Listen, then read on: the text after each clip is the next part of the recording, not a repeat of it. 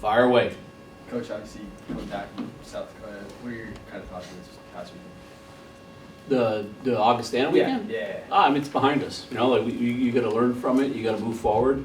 That's exactly what we've done. We've had 2 really, really good weeks of practice to focus on what we need to fix and where we need to get better in really every area of playing the game and establishing what our identity needs to be. And where the guys are excited to put it to work this weekend. Do you feel like the bye week came at a good time to Came at a great time. It always you can always spin it as it coming at a good time. To get guys healthy, to mental reset some guys that maybe aren't playing up to the level that you want them to. And with us, I think we felt like the Friday game at Augustana, we probably should have won. It just didn't go our way. And Saturday was really the first game where we felt like we just flat up got beat. We were flat. We didn't have any energy.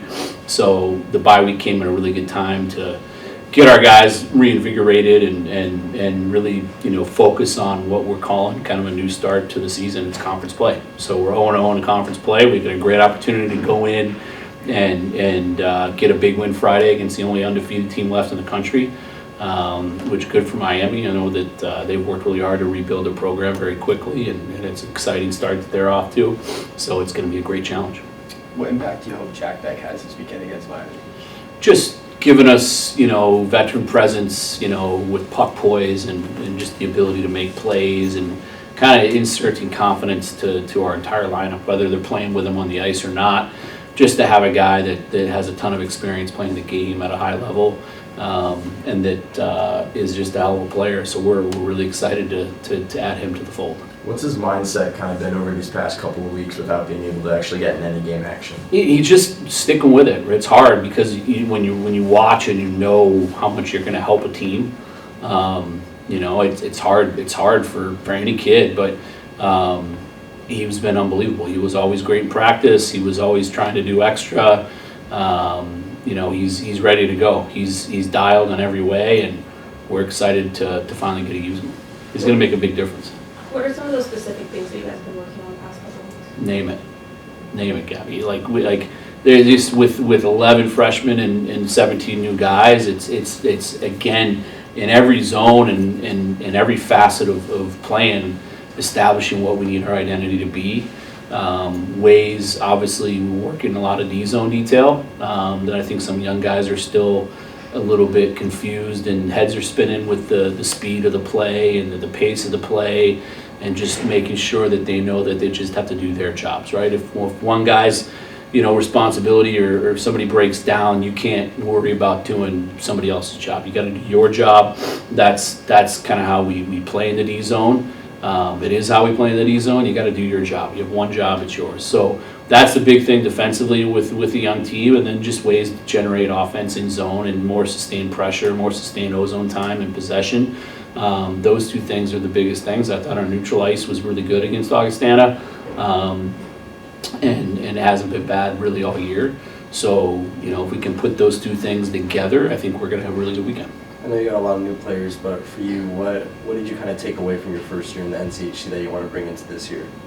Just that it's obviously a great league, but the ability to start slow and end strong is always there. And we started really slow last year. I think we were 3-7, 3-8-1 to start the year, and this year we're 2-4. So it's always a bummer when you don't get off to the start that you want, but. We have the opportunity to start much better than we did last year, and we had a hell of a year. So, go there, have a good weekend at Miami, and we started 0-3 in conference play last year. With 2 losses at CC, or really two close losses, where we had a lead going in the last minute, and then obviously a loss at home to Omaha to start our home slate. So, we started 0-3. We don't intend on doing that this season. But again, every weekend in the conference is an absolute war. But right now, until we play Ohio State over Thanksgiving, everything we do and all of our sites, it's not on the MPI, it's not on USCHO rankings, it's on our standings in our league. We control where we are when we come back from Miami, and we want to be in first place after the weekend. This is obviously a different Miami team. What do you see from them and how they play? Just completely different. I think that they what I really respect about what Anthony and his staff did last year was they tried to establish how they're going to play in their program, regardless of kind of personnel. So they apply pressure all over the ice. They are really aggressive in all three zones. And now they have a much better roster, young but very, very talented roster to execute, I think, at a higher level, certainly how they want to play, and it's shown. It doesn't matter who you play in college hockey. You go 6-0, it's really hard to do, and we've had good starts here. We've never been 6-0. There's a reason why there's no other undefeated teams in the country, because parity's just at an all-time high. So the fact that they're 6-0, I think it says a lot about their group and their ability to, off of a really tough year last year, turn it around and get off to a great start. You've got a small handful of European players on your roster throughout the year. Barron and Urban this year, the first two from Slovakia. What have they kind of brought to the team this year? They're both incredible. Like Herbs is just, the sky's the limit for him. I think he's going to be an elite college goalie, and it's not going to be long before he is. I think it's going to be soon, and he just brings personality to the room, and he's just got an infectious personality in every way. And when you can create that. You create that positivity in a room with your teammates as a goalie, and you get the guys in front of you to really want to play for you. It goes a long way, and he has that gift. It's hard to create that because it's really genuine, and the guys know it. So we're just thrilled he's here. Richie, with Boser being out the first 6 games, was thrown into the fire with how well he skates and how well he defends, playing 20 minutes a night as a freshman. And he's handled it incredibly well. He's been easily one of our top D through 6 games. So both of them have huge impacts on the immediate future and even bigger long term. What do you kind of look for, I guess, when you're scouting like beyond North America for players from Europe? Yeah, I mean, I think it's a good question, but I think it's important to note that the Europeans that we have. We've actually found when they're already playing here, right? So they came over to the USHL with the hope and intent of getting a college scholarship and finding a home like they did at ASU. So, it makes it a little easier on most colleges in the same boat. There's certainly some schools out there that go and look and scout while kids are overseas. We haven't had a player that we've done that with yet. Shelley from Sweden's the same. He was in Cedar Rapids in the USHL, and that's where we found him. So it's easier because a lot of these Europeans are coming to us, and they're coming over to obviously the USHL, the BCHL, the CHL, and we know that they're here because they want to play college hockey. So it's a little easier than that. How's Boser progressing? He's going to play. So we're excited to add him back, and he's just going to be a breath of fresh air back there. We don't expect him to be Superman in game 1. Same with Jack Beck, but they're going to make a big impact. Bose's ability to play calm and smooth and break pucks out is going to, I think, settle down a young D core, and it's going to be what we hope is infectious and contagious and in a good way, and really start to set our D core into the motion that we want to get them in. What are some of the line combinations you're anticipating for Beck this weekend? I think right now we have them with Potsy and Johnny Waldron. You could see Smol in there. You could see Mello. You could see Ben Cavan. So we haven't decided yet, but we've been practicing that line together. They've been really good. I think Johnny going back to Miami, we want to make sure we put him in a position where I think we're going to get the best effort we could possibly ever get out of a kid going back to his old school. So we want to put him in his position to go back and do well, and I'm sure he has a lot of really good relationships back there that he's excited to go back, but we want to make sure we put him in a position to succeed, and so that's what the plan is right now. You said this team's going to be a work in progress for a while, and have some of the early season growing pains kind of been expected to this point? Yeah, I mean, we knew that there were going to be a lot of growing pains. We knew that there was going to be a lot of trying to establish our identity over a period of time. You hope to do that while you could figure out a way to win. And look, like I said, I mean, you could easily make the argument that we should be 4-2. We easily could be 5-1, but you know what to say about woulda, shoulda, coulda, right? So the fact of the matter is we knew it wasn't going to be perfect. But I think the silver lining in it is with such a young, talented group, we're still right there. So it's just focusing on polishing up the process-oriented thought process of playing the right way, establishing identity, doing what we need to do to earn a win, not doing what we need to do in learning while you win. It's always easier to do that, and it's what you prefer, but sometimes with a young team, getting taken a few on the chin early isn't the worst thing in the world. Last year we didn't have a young team. We had an incredibly unhealthy team to start, which is what led to that. And once we figured it out and got some bodies back, it turned for us, and it never really turned back. So, we still have the opportunity this year to right the ship even sooner than we did last year, and that's I think the intent. And there's not a guy in that room who doesn't think we can do it. You mentioned Potter a little bit earlier. What have you seen from him this year? The Potsy, that's another thing. He's such a good player, and in the last 3 or 4 games, especially up there on Saturday night, he was unbelievable. Off the puck, he led us in takeaways. He was an unbelievable F1. He was doing all the little things you want to see a kid do to positively affect the outcome of a game while he's not scoring. And he hasn't had a goal yet. So if you would have told me through 6 games that our best player hadn't scored, I would have never believed you, and I think it would obviously be a different story up here if he had. But what I really love about his game is that he's showing how good his B game is, right? And if he's going to play in the National Hockey League one day, that's what is most important. It's hard to score at every level, and I believe that when you're committed to playing the right way and with the right effort and with the right energy and with the right intent, like he has been, the goals are going to come. Right, so we haven't put any pressure on him to score. We haven't said, you got to score. It's been focused on his play away from the puck and his ability to hunt the puck, because he's got such great speed and tenacity to his game, and he's doing those things for us. So for me, despite him not scoring, in my opinion, he's done his part to help us win. He's just got to stay with it, and we got him with a really, really good player that's going to find him the puck, kind of like Silly did last year. And he's going to find them, and I think good things are going to happen. You said earlier in the season that Potsy getting drafted was kind of his monkey being lifted off of his shoulder. Mm-hmm. Have you kind of seen him play the way that you thought he would?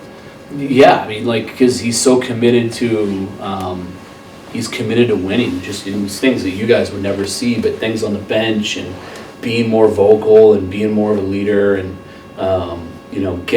getting guys up when they need up. He's taken such a step maturity-wise I think the goals are going to come. We've had him in a spot on the power play where it's probably not the best fit for him and his skill set, but he took it like a good teammate does, because he was the only really left shot worthy of being on our top power play. Now we have Becker, who's a power play 1 guy, and we can move some things around and make it work a lot better and run it kind of like we did last year, because we have more than 1 left shot to put on it. So that was another thing. He admirably did what we asked him to do. Probably could have easily had 3 or 4 goals down there on the goal line, but it just doesn't fit his skill set the way that we think is best. And you saw the second goal Saturday night at Augustana. We put him back on the flank coming downhill. He found a seam over to Luge. We cut it to 3-2. We're right back in the game. So, with some tweaks and added personnel, being able to put him in spots and in situations that's going to find him more individual success, I think something you're going to see. With Lucius' hot start, have you seen him just kind of play more freely now that he's fully healthy? Yeah, he's just playing like Luce wants to win. It's his last year of college hockey.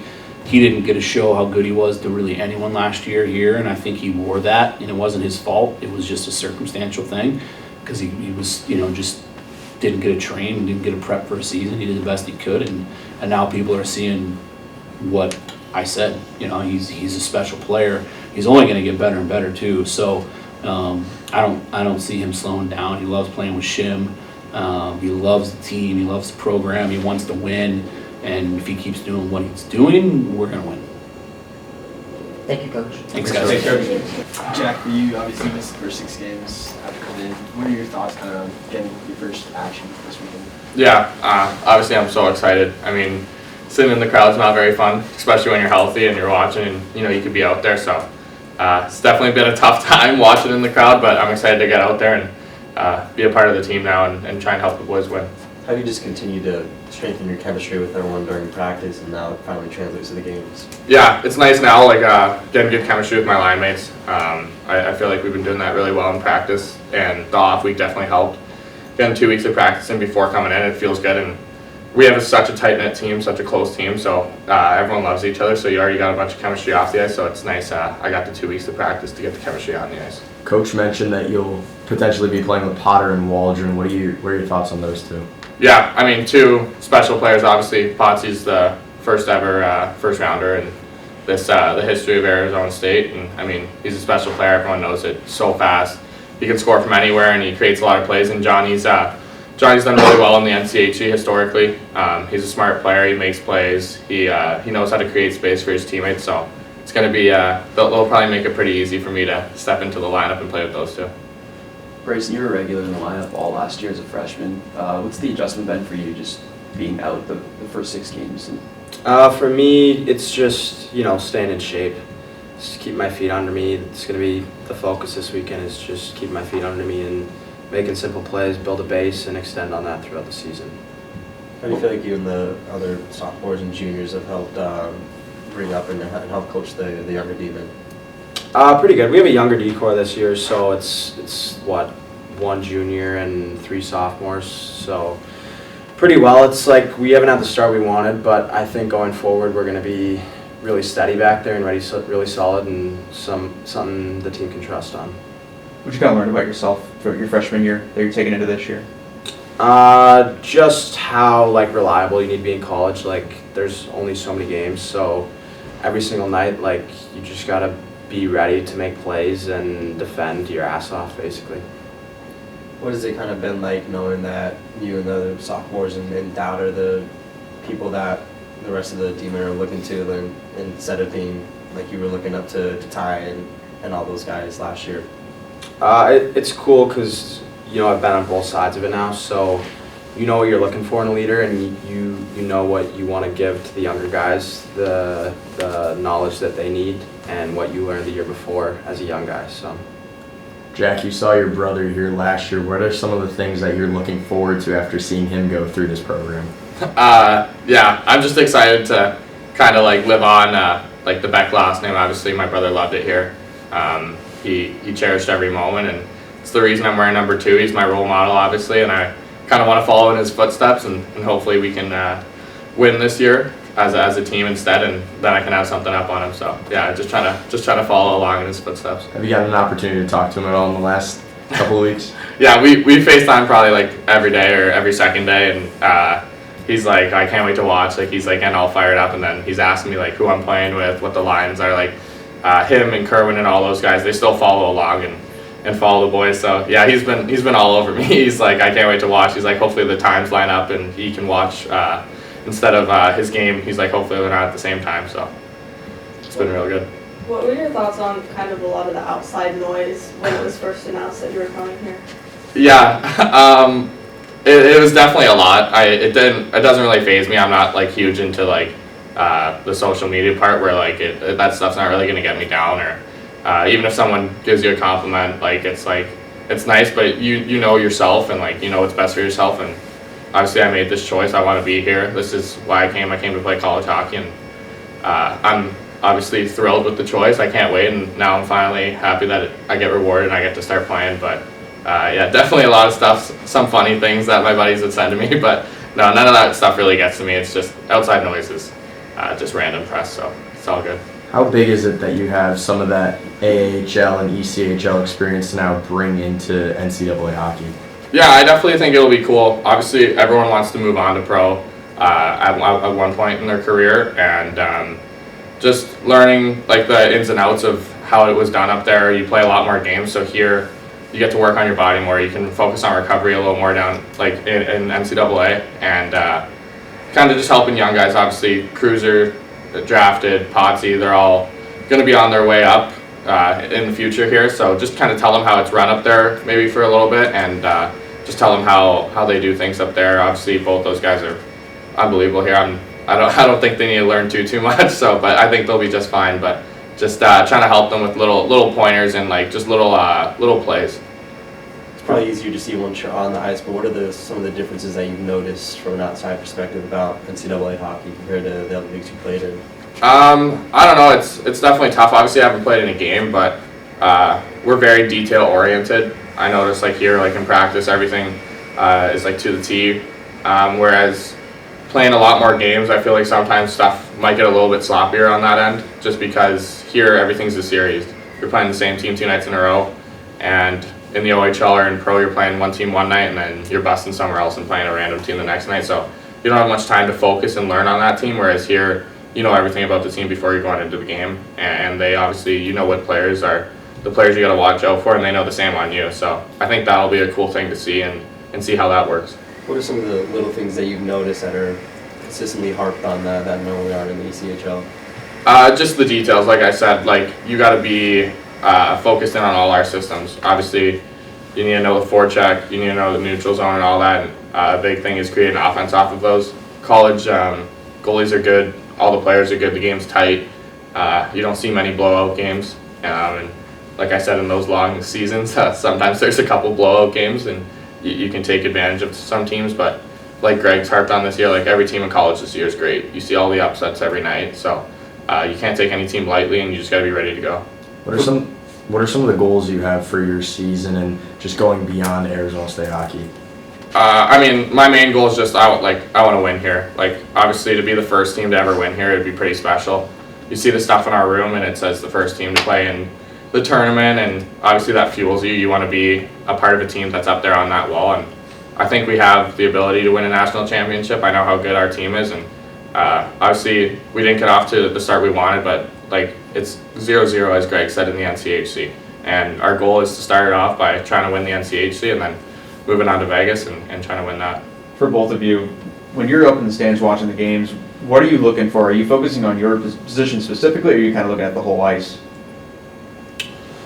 I think both. Like, I'm not a power play guy, but I'm watching the power play, seeing like what they can do better, and like especially with like some of the young defensemen, like in between periods, like especially like Lincoln Keene, they have questions. So if they have questions about things, like you're there to bounce questions back and forth, you know, and discuss about like what's going on. Maybe this breakout's not working, maybe this forecheck's not working. So I think that's what I'm watching. Yeah, like he said, you got to be a student of the game. Like you got to be focused in, and you can tell what plays work the most. And seeing the game from up top, it looks easy. And then you don't really know what the guys are seeing right when they got someone on them and the puck on their stick. So just kind of telling them like you might have more space here, or just for example like maybe a little slip play that they won't notice. And just when I get into the lineup to try and help them or be in that spot for them and call for it. Just little things like that. And then obviously watching the power play, try and help and see if there's little openings that they might not notice there, and when they come off or after the game, tell them like, oh, this play might work next game or something like that. Is there any kind of that communication with the coaches when you're seeing the game from a different vantage point, telling them what works and doesn't? I don't think you're going out of your way to go like tell them, but if they ask you after the game like, hey, what did you see? Like, yeah, they love the input and the feedback.